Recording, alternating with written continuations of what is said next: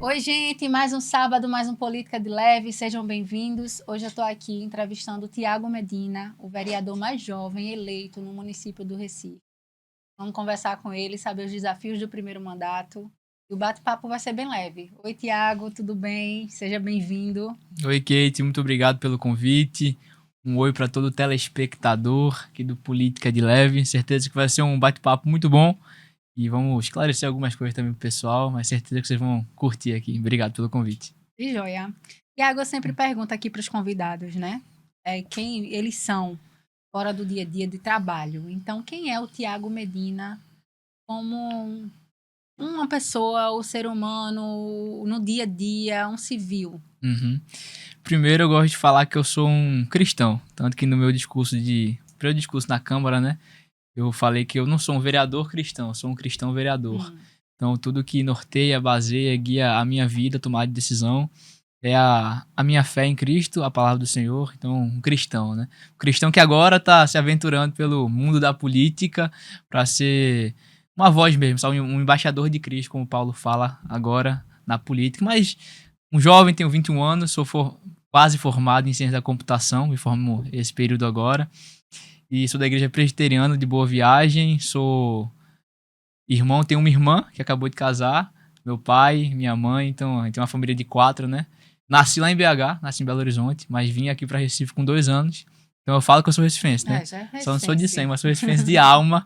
Mas é tranquilo, sabe? Eu gosto de, no tempo livre, de ler, de jogar bola, enfim. Isso é o normal, assim, né? Bem tranquilo, nada demais não. E o que te fez, assim, se despertar para a política? Perfeito. Eu não tenho família nenhuma na política, Isso. mas na pandemia, assim, eu sempre gostei, né? Sempre gostei de acompanhar. Lá em 2017, assim, lá em casa, o pessoal, assim, meu pai, minha mãe e minha irmã, a gente não tinha muito contato com política e eles não gostavam muito de Bolsonaro, né? Falava, a gente via Globo, né? Eles, ele é muito bruto. Mas eu comecei a ver, assim, uns cortes e falei, caramba, esse bicho fala a verdade, pô. Esse cara fala o que eu gostaria de falar e eu não tenho voz, mas ele tem, porque ele é um deputado. E eu comecei a mostrar para meus pais, lá em 2016, 2017. Aí o pessoal falou, realmente, velho, ele fala o que eu gostaria de falar e não posso. Então, em 2018 a gente conseguiu, eles, né, que eu não votava, eu tinha 15 anos, de votar em Bolsonaro, mas até lá era só uma opinião, falava na sala de aula, a gente discutia algumas vezes, sempre fui de direita, né, Esse conservador. viés, Até né? porque eu sou cristão, não tem como ser cristão de esquerda, né? Mas a gente conversa mais tarde aqui, não é tão leve não esse papo. Mas em 2020, na pandemia, todo mundo em casa, todo mundo da minha idade, eu tinha 16, 17 anos, falava de política no Twitter, antigo Uhum. Twitter, né? Falava que bem entendia. Só que eu só via gente de esquerda se posicionando. E eu discordava de tudo. Eu falava, poxa, é impossível que só eu pense desse jeito, só eu discorde desse pessoal. Aí eu resolvi fazer um tweet sobre feminismo. Falei lá o que eu acreditava sobre feminismo. Uhum. Aí eu acordei no outro dia com 500 retweets, o pessoal me xingando. Você é um maluco, que é idiota. Eu falei, caramba, tem coisa aí, né? Eu falei, poxa, mas é impossível que só eu pense desse jeito. E continuei falando. Aí começou a surgir um pessoal, caramba, Thiago, eu penso igual a você, mas eu tenho medo de falar. Uhum. Mas seja a minha voz aí, continue falando. Eu disse, caramba. Então se eu continuar falando, pode ser um efeito dominó. E um fala e começa a impactar as outras pessoas que Sim. também, Encontrar a comunidade, né? exatamente, eles começam a ter coragem para falar. Porque muitas pessoas acreditam que estão sozinhas e por conta disso não têm coragem de se posicionar. Falei, caramba, então se eu posso ser uma voz aqui, eu posso incentivar outras pessoas também. Aí começou em 2020, em 2022 teve a campanha do Bolsonaro e eu até queria servir no CPUR. Só que quem serve no CPUR não pode votar. Uhum. Que é até um absurdo aqui, mas não pode votar. Eu falei, poxa, eu tenho que votar em Bolsonaro. Ia ser meu primeiro voto, pô, da vida. Falei, então eu não vou servir, eu vou votar em Bolsonaro. Participei da campanha assim ativamente aqui em Recife. Até teve um movimento na Unicap. Eu não estudo lá, mas foi lá na Unicap porque outras pessoas, meus amigos, me chamaram para fazer um movimento que só tinha campanha pro Lula lá. Não tinha nada do Bolsonaro. Falei, Se fosse a oposição lá. a gente não pode deixar isso acontecer. Vamos fazer uma manifestação pró-Bolsonaro. Teve repercussão gigante. Isso foi em 2022. Eu disse, poxa, se não tiver alguém que me represente na Câmara, eles vão tomar conta de tudo. A gente tem que ter uma representação lá. Eu vou ser candidato. Desde 2022, eu e o Lucas, que tá aqui, a gente começou a planejar a candidatura. Em 2024, a gente saiu candidato. Deus abençoou, fomos eleitos. Agora, para representar o povo conservador, cristão aqui do Recife, estamos na Câmara para ser como eu falei no meu mandato, no meu discurso, um pilar contra a esquerda aqui em Recife. Jovem, né? O Isso. mais jovem eleito Mais aqui no jovem. município de Recife. É Quais isso. são os desafios dentro da Câmara Municipal? Assim, eu tô lá há 17 dias, né? Então, Isso. tô conhecendo o pessoal ainda, a gente tá pegando, a gente tá indo de recesso. A semana Sim, passada foi votado um projeto de lei do Executivo, do João sim. Campos, e chegou, pedido de Eu dispensa de vi que prazo. você foi lá É, né? o que é dispensa de prazo? Dispensa de prazo são os líderes partidários que votam pra, assim, correr com o projeto, pra ser votado ainda na mesma semana, Uhum, basicamente. Como o João Campos tem a maioria lá, de 37, 29 estão na mão dele, basicamente assim, são da base do João Campos. Foi aprovada a urgência para ser votado e passou fácil, né? A oposição votou contra, por quê? Qual era esse projeto? Ele queria aumentar de 19 secretarias para 24. Tem uma ideia? Bolsonaro em 22 tinha 23 ministérios. O Recife vai ter mais secretaria do que o Bolsonaro tinha de ministério, né? Então, aumentando o gasto público. Só com essa reestruturação das secretarias, vão ser 65 milhões a mais por ano aqui para o bolso do pagador de imposto recifense, né? Então, assim, aumentando a máquina pública, uma coisa que eu sou contra. Para mim, quanto menor o Estado, assim, possível, melhor, né? Então, assim, votei contra. Mas, assim, é muito difícil. Uma coisa que eu percebi já é que ser oposição aqui em Recife não é uma coisa simples, não é uma coisa fácil. Mas eu também percebi que nessa semana que a gente foi lá, a gente já começou a causar um desconforto. Sabe? Falando, expondo as coisas, coordenado, a gente, assim, não é cada um por si da oposição, a sim. gente tá trabalhando junto, então, para atingir um objetivo. Então, acho que esses 4 anos vão ser de bastante incômodo pro PSB aqui em Pernambuco, viu? Minha equipe, né? Exatamente. Você falou agora dessa defesa, né, contra essa pauta, contra esse projeto. E Uhum. eu vou citar aqui outras pautas suas, outras Ok. bandeiras, tá certo? O Tiago defende a defesa da família com o combate de ideologia de gênero, a doutrinação nas escolas, armamento da guarda municipal, inclusão da educação financeira e ética nas escolas municipais, execução do hino nacional, estadual e municipal, voucher educacional, substituir a zona azul por zona livre, entre outras pautas, né, e outras bandeiras. Mas o que tu acha que é mais importante para a população? Eu, Teria ac- alguma pauta, alguma bandeira que você destacaria? eu acredito que, no longo prazo, o que de fato muda uma nação, muda um país, é a parte educacional, né? Não só na escola, mas como que uma sociedade enxerga o mundo. E eu acredito que esse ataque que eu sempre falo, né, da esquerda com relação à família, à estrutura familiar, foi muito bem pensado. O Gramsci que ele falava lá atrás, né, no livro dele. Se a gente não pode fazer uma revolução armada, vamos fazer uma revolução cultural. E é isso que eles tentam fazer. Porque eles sabem que se a pessoa muda, consegue mudar o imaginário de uma sociedade, ela consegue mudar o rumo que esse país vai dar. Então, de tudo aí, eu acredito que é o ataque das ideologias no seio familiar, sabe? Para tentar mudar a forma que as pessoas enxergam o mundo. Porque se eles conseguem mudar isso, eles conseguem controlar a população. Então, se pudesse escolher um aí, seria esse ataque das ideologias E qual esquerdistas seria a sua aqui. proposta para tentar mudar isso? Aí é que tá, não tem eu não posso, a gente não consegue criar uma proposta que assim, proibir ideologia esquerdista, até porque Mas quem alguma ação assim que você consideraria importante para poder mudar esse nível de visão? primeiramente expor, né? Expor o que acontece, expor como que esses esquerdistas pensam, quais são as intenções dele. Segundo também, ser um pilar contra a doutrinação infantil nas escolas. Acho que a gente vai falar sobre isso um pouquinho Sim. mais tarde, né? Que eles conseguiram dominar as universidades, dominar as escolas, tanto Fundamental 1, 2 e 3. Tem Fundamental 3? Acho que nem tem Fundamental 3. Não tem não, né? Acho que Fundamental não. Ensino médio, Fundamental 3 é o ensino médio. É. Eles conseguiram dominar tudo isso e com os professores, né? E os professores passam os ideais, as ideologias dele para os alunos. Então, ocupar espaços. Então, Ocupar. para esse combate de doutrinação escolar, você teria alguma proposta? Teria algo para apresentar? Sim, é muito difícil, né, aqui em Recife, mas uma proposta. Mas o que um vereador pode fazer é fiscalizar quais são os materiais, quais são os livros didáticos que as escolas estão adotando. Se naquele livro didático tem uma ideologia, por exemplo, falar que não existe homem e mulher, é tudo uma coisa só. Sim. Então o vereador pode estar fiscalizando ativamente esses materiais que as escolas municipais estão usando. Então, não tem um projeto assim, eu vou proibir que o professor fale A e B. É muito difícil fazer isso. Mas É essa bem amplo, fiscalização é. ativa a gente consegue Sim. fazer. Sabe? É uma coisa que a gente consegue e vai fazer aqui no Recife, quando as aulas começarem, que elas não começaram ainda. Então, a partir de fevereiro, a gente Vai vai estar lá estar, fiscalizando, né? com certeza mesmo. Podem contar com a gente para isso. E você acredita que a Câmara Municipal pode atuar para garantir os valores tradicionais da família? Com certeza.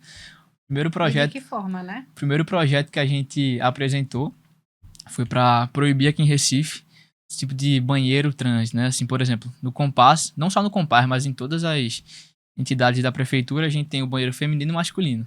Só que no banheiro feminino tem, para todas as mulheres. Mulher, trans, enfim, quem se acha uma mulher pode Uhum. entrar lá. E isso vai diretamente contra o que a gente acredita, né? Que, assim, existe XX e XY.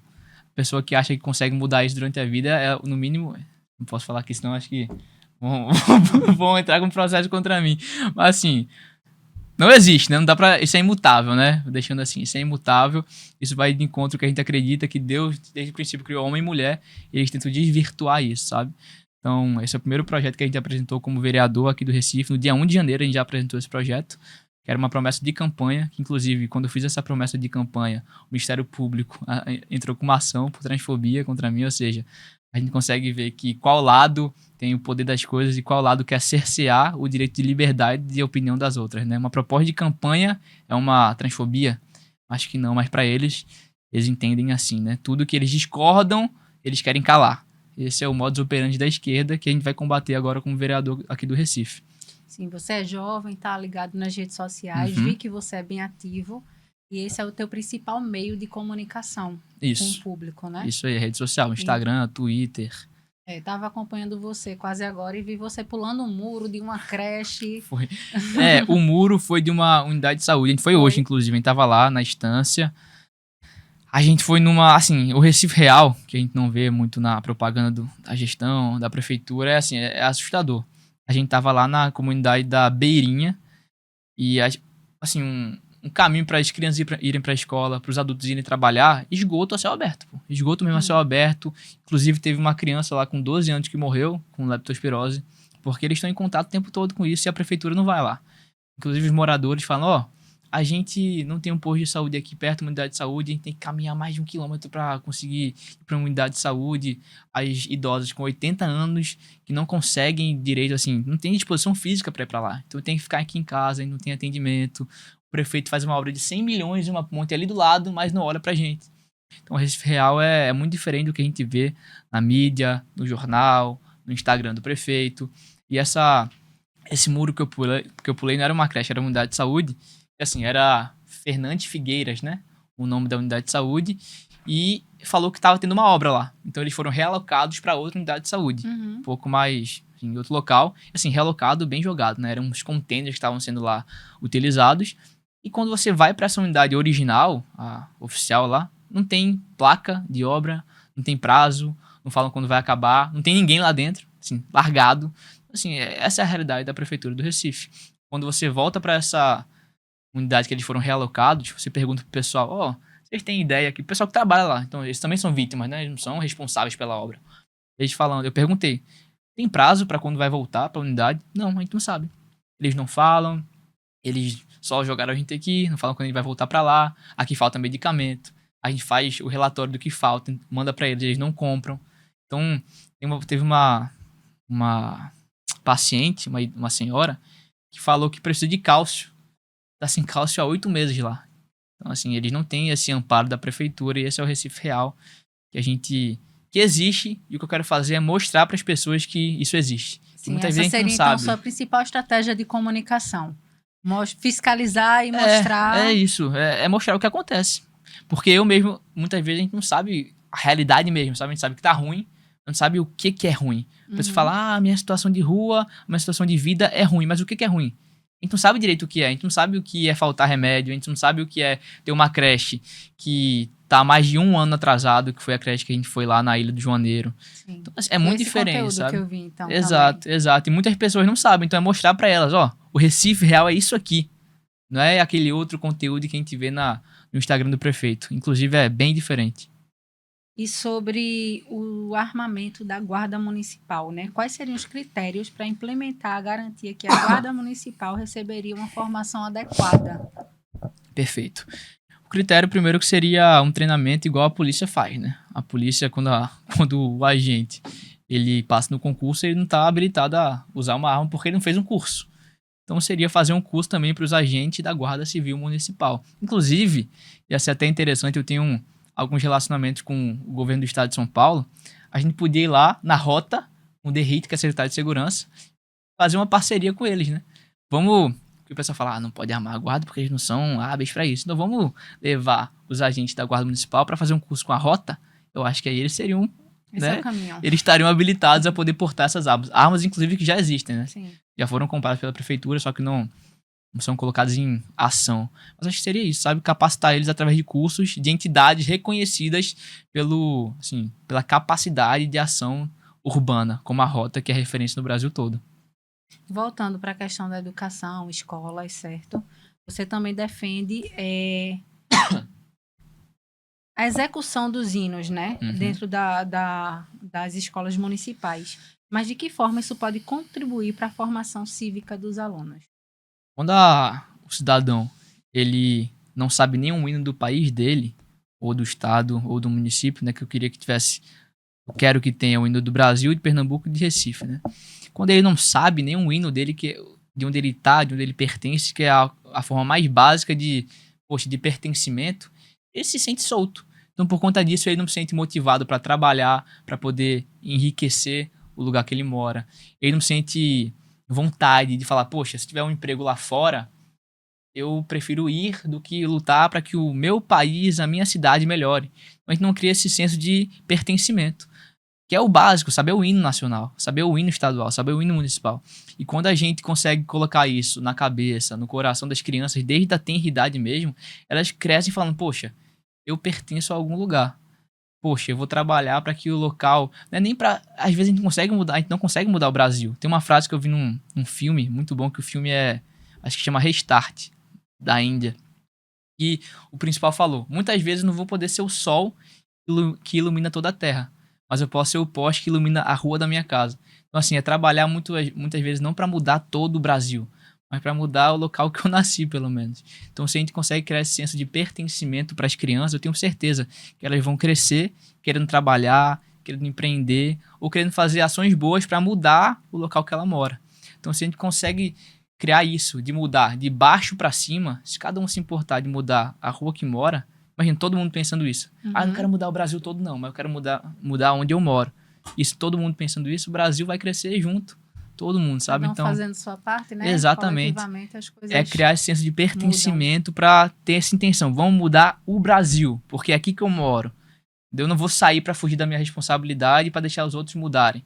Os outros que se lasquem. Não, eu quero ficar aqui para mudar o meu país. Então, para criar esse senso de pertencimento aqui à nação brasileira, ao estado de Pernambuco e à cidade do Recife. E o voucher educacional? É para a família de baixa renda? Isso, o voucher educacional é o seguinte, é uma ideia que tem uma deputada lá de Santa Catarina chamada Ana Campanholo, Sim. que inclusive me inspirou muito nela também, ela é uma ótima deputada, e ela tem esse projeto, que como que funciona? Caso não tenha local, não tenha vaga nas creches municipais, é um voucher que a prefeitura tem com creches privadas, para poder disponibilizar para as famílias que não conseguiram esse ingresso nas creches que já existem, né? Então, por exemplo, eu sou pai de uma criança e não consegui inscrevê-lo em uma creche municipal. Acabou a vaga. Então, vamos fazer um voucher, a prefeitura faz um voucher com uma creche privada e disponibilizar essa vaga para a família de baixa renda que não tem essa possibilidade de se inscrever na municipal porque acabaram as vagas. Então, ao invés da prefeitura ter que construir uma creche do zero, ela está fazendo uma parceria com uma que já existe e disponibiliza essas vagas para as crianças que não conseguiram se matricular na municipal. Com esse projeto. É legal. Se a gente conseguir mesmo. aplicar aqui em Recife, vai ser muito legal mesmo, porque isso não é um projeto de direita nem de esquerda, né? Não, É um projeto que beneficia todos, todo mundo. né? Não é de oposição, Vai ter um bom não é de destaque, situação, exatamente. Então, se a gente muito conseguir bacana. trabalhar junto nisso aí, vai ser bem interessante para o Recife todo. Massa. Vou trazer agora um tema que gera impacto em alguns, né? Que é a questão do aborto. Eu queria entender o que você propõe, né? De campanhas informativas sobre o aborto, o que você acredita que a população deveria ser convocada para debater mais amplamente esse tema. Uhum. O que está trazendo aí dentro da Câmara, né? De defesa na plenária a respeito do tema? Eu acredito que muita gente não sabe, não tem informação da realidade do que é um aborto, né? Porque muitas vezes, quando o aborto é realizado depois dos 6 meses, é praticamente uma cesárea sendo feita ali, né? Então, assim, muitas vezes é a mesma coisa do que ela ter o filho e depois colocar pra doação e ela acaba tendo que matar o filho dela. Infelizmente, que isso acontece, o aborto é isso, é um eufemismo para assassinato. E muitas vezes ela não sabe disso. Então, quando a mulher procura um serviço para cometer o aborto, para fazer o aborto, informar quais são os riscos. Que muitas mulheres acabam morrendo, que muitas mulheres acabam tendo depressão pós o aborto. Então, para explicar, ó, esses aqui não é para falar não faça, não é isso. Mas falar, ó, aqui são os riscos, é isso que acontece. Você quer fazer mesmo? E a mulher tomar a decisão dela, não é para impedir isso, mas para colocar assim, quais são os riscos, porque muitas vezes elas vão, buscam aquilo e não sabem quais são as consequências. Então, até para dar mais segurança, mais certeza também na decisão da mulher, é colocar essas informações sobre as consequências e como é feito o aborto. Mas porque aí a muita gente mulher tá também. falando de uma gravidez não planejada, né? Isso? É, E se trabalhasse também uma forma de informar sobre a prevenção, que já é feito, né? né? Já é feito, mas não é amplo, né? Não Eu acredito alcança que uma tanto que a coisa não gente vê anula a outra, né? Uma tantos coisa não casos anula. ainda, né, Exatamente. Uma Tiago? coisa não anula a outra. A gente pode fazer um informativo de prevenção e esse informativo dos riscos também do Sim, aborto. sim. Importante. Com Eu só certeza. toquei nesse assunto porque eu acho que prevenir, né, evita chegar a esse fato, esse É, assim, momento. muita gente. Só informar como prevenir não resolve, né? Porque Não, tanta não, a gente. política pública tem que melhorar, né, É, para esse caso. tanta gente que É sabe como super que forma um compreensível filho, faz a isso. mesma coisa e comete o aborto. Então, às vezes, só informar isso não Sei que é um soluciona. assunto bem amplo, né? É. E também trazer esse debate para a Câmara, né? Certeza que vai ser um debate legal lá Pois é, com por isso que eu perguntei audiência se você pública. pretende trazer isso também para Sim, dentro sim. da Câmara Com audiência Municipal. pública, chamar o pessoal para discutir lá Sim. dentro. Ouvir a opinião também dos outros vereadores. Acho que isso é saudável. Passando para outra pauta tua. Qual o objetivo da internação compulsória de dependentes químicos? Perfeito. Aqui, eu moro lá na Zona Sul. Na Zona Sul, a gente vê que tá tomado de morador de rua, infelizmente, né? E grande parte desse pessoal tem dependência química ou alcoólica, né? O projeto a proposta que eu coloquei é dependente químico e alcoólico, mas é isso aí, tá perfeito. E eu baseei isso numa lei lá de Florianópolis, que eles colocaram isso, essa internação compulsória, por quê? Essas pessoas na rua colocam em risco a vida do cidadão que tá passando lá, querendo viver, e ele pode atacar, porque ele tá fora de si, né? Quem tá em dependência química está fora de si e coloca a vida dele também em risco. Então, internar compulsoriamente seria para isso. Assim, claro, tem as exceções, por exemplo, a partir do momento que qualquer familiar falar que ele tem que sair, a gente tem que liberar, né? Porque ele não tá preso lá dentro. Assim, uma internação compulsória para colocar de volta, reinserir ele na sociedade. Uma coisa legal que a prefeitura lá de Fortaleza fez, de Florianópolis fez também com esse pessoal, é que depois desse tratamento eles tentam de alguma forma reinserir ele no mercado de trabalho também, ou fazendo alguma obra da prefeitura, ou limpando a rua, sabe, para poder dar dignidade com o trabalho dessas pessoas. Mas também não é uma coisa que a prefeitura, que o estado consegue fazer sozinho, porque também tem que ter vontade do próprio indivíduo. Mas por isso que é importante tirar ele compulsoriamente antes, porque quando ele tá fora de si, ele não vai nem pensar, pô. Quando a pessoa tá fora de si, ele não tá nem aí pra trabalho, não tá nem pra dignidade, ele só quer a droga e acabou. Mas por isso que quando a gente consegue tirar ele lá, tratá-lo, e depois, quando ele estiver fora dos efeitos mesmo dessa dependência química, ele consegue às vezes raciocinar, caramba, esse emprego aqui talvez seja melhor do que ficar na rua. Estruturar ele para a Entendeu? sociedade, né? Exatamente. Então essa é a proposta da gente, baseado no que tem lá em Florianópolis. Só pegar algo que funcionou lá fora e trazer aqui para Recife. Muitos desses projetos que eu vejo aí, que eu botei na campanha, de proposta de campanha, eram assim, eu via lá fora o que funcionava, o que era legal, poxa, se foi implementado em tal cidade, em tal estado e funcionou, a gente não traz para Recife.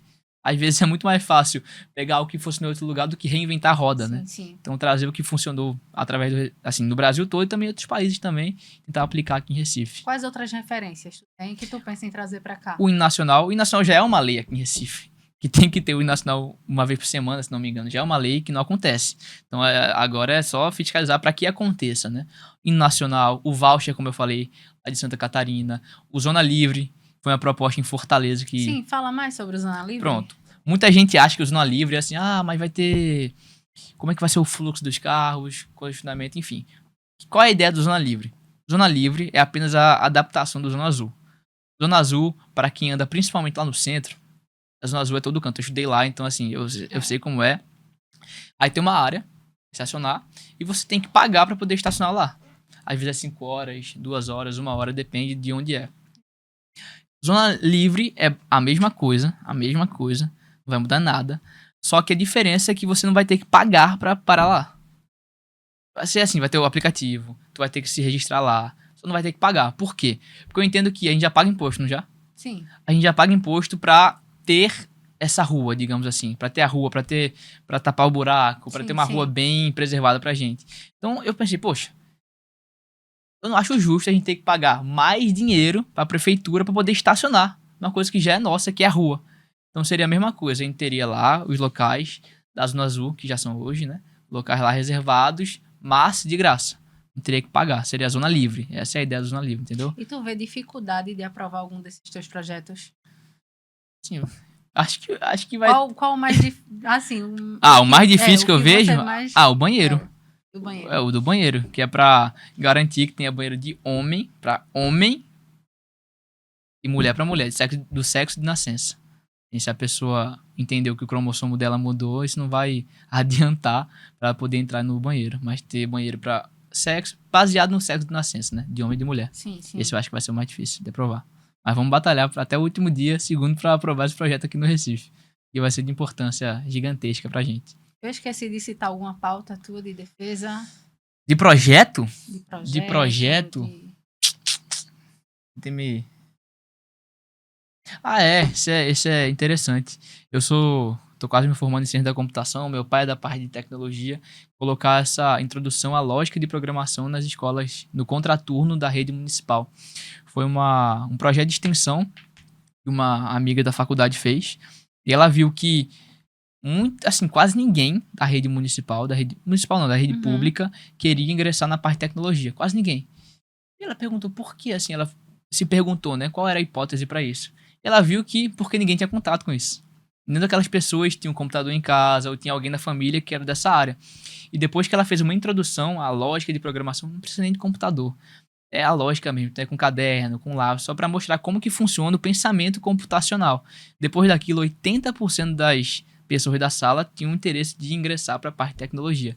Então seria colocar essa introdução à lógica de programação no contraturno da escola municipal, da rede municipal, porque o interesse para essa área de tecnologia, que é a área do futuro, sim, sim. Ou seja, dando mais Seria oportunidade de emprego, e as pessoas trabalhando retornam para a sociedade, através do que ela vai poder gerar aqui para o Recife, através do imposto que ela vai pagar também. Então, assim, você dá mais dignidade, mais oportunidade para as crianças, que são os futuros trabalhadores e adultos do Brasil, do Recife, você também dá mais recurso para a cidade. Então, assim, os dois ganham, digamos assim. Então, colocar essa lógica de programação nas escolas, que é um programa também bem interessante. De novo, não tem lado, né? Tem direita, de esquerda. Eu acho que beneficia todo mundo. E a gente vai propor também. Você é jovem, sua equipe é jovem. Né? É isso aí. Então me diz aí, o que é que tu acha da participação ativa da juventude na política? Eu acho, assim, primordial. Acho que é essencial. Além de ser, eu acho um negócio legal, eu acho que precisa. Se a gente for olhar para a história, os pais fundadores dos Estados Unidos, um dos mais velhos tinha 30 anos, pô. Tinha 31, 32 anos. Então, assim, o país mais poderoso do mundo hoje foi fundado por jovens. E hoje em dia a gente vê esse desdém com a juventude, né? Como se a juventude fosse idiota, como se a juventude não soubesse pensar, como se o Brasil tivesse que ser tocado e guiado, definido só por pessoas que já têm uma certa idade, enquanto a juventude é colocada de lado. Mas a gente vê na história que isso não se aplica. Então eu acho que a juventude tem o quê? Ela tem vontade de mudança. Ela, às vezes, como ela... É um fato, né? Como a juventude não conquistou ainda a sua vida tranquila, ela tem vontade de fazer a diferença. Enquanto as pessoas já são mais avançadas na idade, já tem uma tranquilidade, porque, poxa, eu já conquistei isso, aquilo, então eu não vou sair da minha área de conforto. Enquanto a juventude não tem isso. Às vezes não tem muita coisa que perder, então assim, poxa, eu quero mudar isso. Se arrisca, né? Eu vou me arriscar isso aqui. Então, assim, eu acho que é algo muito benéfico pro país ter jovens na política. Não só na política, tá? Porque política é só uma área de mudança. Sim. Mas em todas as áreas, nas empresas, sei lá, à frente de sindicatos também. Enfim, a juventude, ela é a força, sabe, assim mesmo. Então, acho muito importante ter ideias novas também, que a população mais avançada de idade não tem, né? Porque a juventude tá sempre se atualizando, sempre se atualizando. Então, acho muito benéfico e essencial para um país ter juventude no poder também, sabe? Nessas esferas de influência. Então Muito você bom. está afirmando que está no momento de renovar a política, com cara jovem, Não, com certeza. pessoas jovens, E não só cara política, como eu novas. falei, não só política, tudo, pô, tá na hora de mudar mesmo.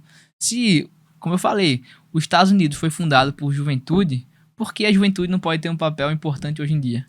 Pode, pô. E a gente tá mostrando que o deputado mais votado do Brasil e mais influente do Brasil tem 28 anos, pô, que é Nicolas Ferreira. Então, assim, a gente mostrou que a juventude não é idiota, assim, não pode ser só jogada pro lado por causa da idade, sabe? Muitas vezes uma pessoa mais nova tem mais maturidade e responsabilidade do que uma pessoa mais velha. Não é regra isso, mas Sim, muitas sim. vezes isso acontece. Tá chegando agora na política, mas o que tu imagina, né, no teu caminhar dentro da política? Tá entrando agora como vereador, mas tem planejamentos Assim, para seguir eu esse... sou vereador há 17 dias, há Sim, 2 semanas, mas assim, nada eu... impede, como você disse, o jovem se Não, arrisca, tem sim, com sonhos, certeza, né? com certeza.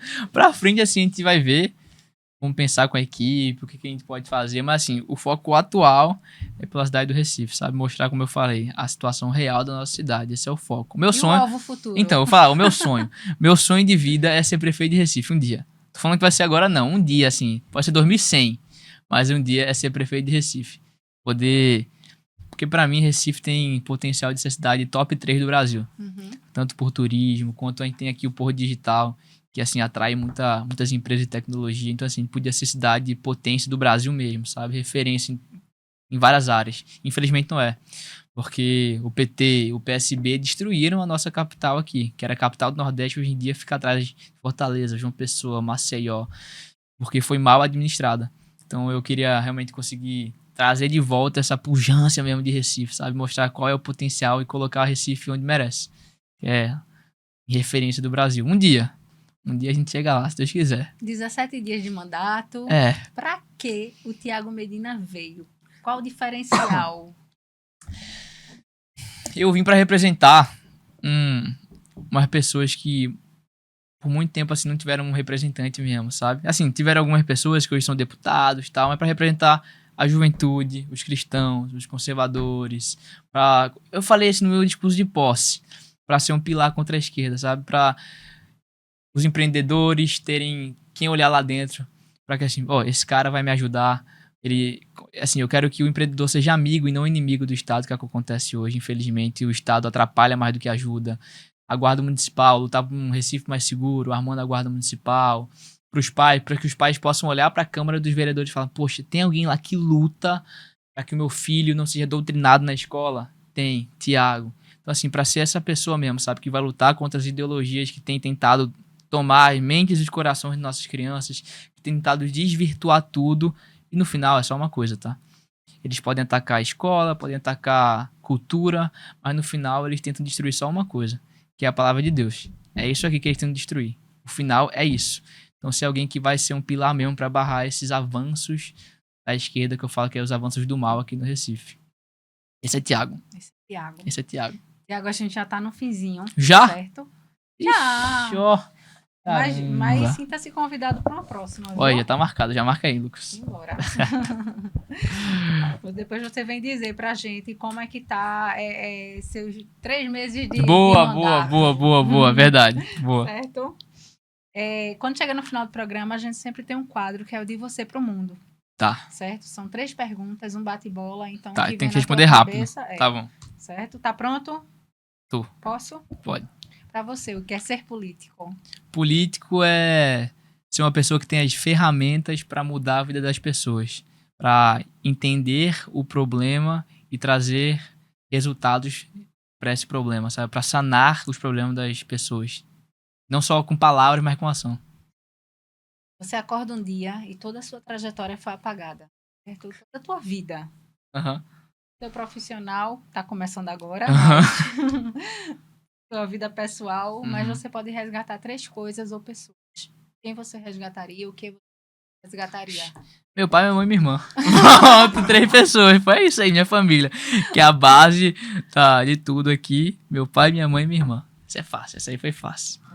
Foi tranquilo, essa foi. Agora eu quero Ainda bem que eu não tenho mais um irmão, né? Porque senão ia sobrar alguém. Ia ser difícil escolher.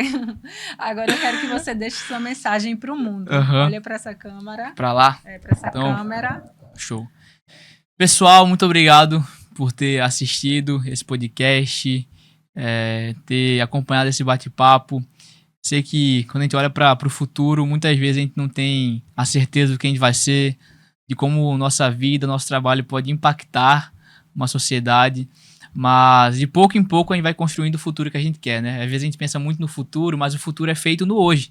Então as ações que a gente tem diariamente, essas são as ações que podem impactar a vida de muitas pessoas. Então podem contar comigo para ser, como eu falei, um pilar contra a esquerda aqui na Câmara do Recife. O que vocês precisarem de auxílio mesmo, assim, para mudar a nossa cidade, contem com a gente, com o nosso mandato, entre em contato com a gente também. E vai ser o primeiro podcast de vários aqui, né? A gente vai voltar muito aqui.